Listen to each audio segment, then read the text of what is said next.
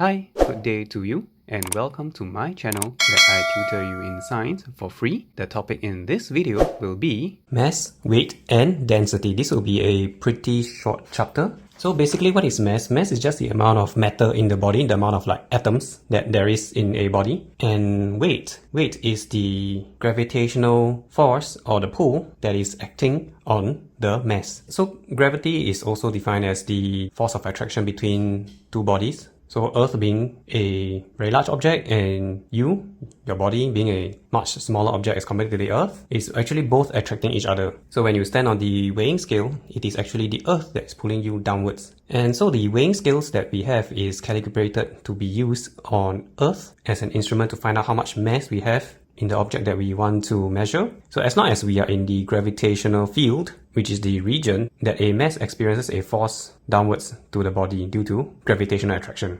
And the gravitational field strength is talking about the gravitational force acting per unit mass, also known as letter G. So on the Earth, this is about 9.8 Newton per kg, but in secondary school level, like mentioned in previous video, it is commonly accepted as 10 Newton per kg. The Moon, on the other hand, has about 1/6 of the Earth's gravitational pull, that is about 1.6 Newton per kg. So mass and weight is related by this formula, W equals to mg. And weight is also known as the downward force, the gravitational force. Force equals to mass times acceleration. So it's just another version of it, more specific to the weight. So you can see that G corresponds to A because G is the downward acceleration. And like mentioned earlier, since weighing instruments are calibrated to be used on Earth and everything that we ever care for to be weighed is on the Earth, I hope. That's why it's also common to use weight and mass interchangeably, colloquially. So in physics, mass and weight actually are different things, so you just have to be wary of that. So of course, if a body is being weighed on Earth, it has a certain reading. It will have a different reading on, let's say, the Moon or another planet, whereby the gravitational field strength is a lot different. But the amount of mass that they have, the amount of atoms they have in the body is still the same. So mass and weight have these differences. Mass is talking about the amount of matter, weight is about the gravitational force, mass is a scalar quantity, weight is vector quantity, that is always downwards. These are the SI units. Mass is independent of gravity, and these are the instruments used to measure them. And with larger mass, you realize like animals with larger mass, like elephants, they move a lot slower as compared to say a fly that flies around very fast, changes direction very fast. This is due to the inertia.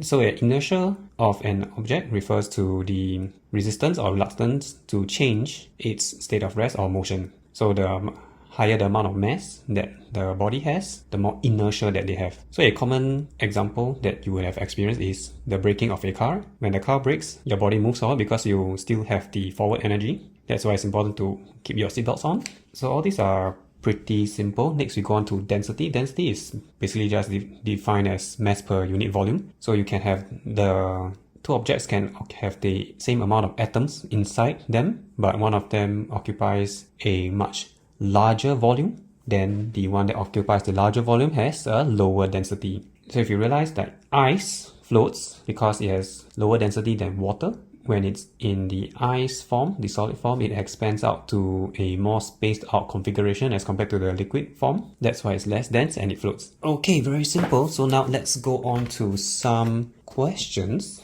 There are 4 items here, each of them either vacuum or air, in either on the Moon or on the Earth. Which one falls the fastest? The answer will be this one, because the strongest gravitational pull with the least air resistance will make the item fall the fastest. Next, a spacecraft travels from Earth to Moon. At certain point, it has 0 weight. Which of the following choices below describes this? The answer will be this one, because there's enough gravitational field strength on both bodies that pull on the craft equally so that it cancels each other.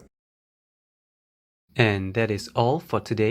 Hope you enjoyed this video. Do give it a like and subscribe and share it with somebody who needs to see this. And I will catch you in the next video. Bye!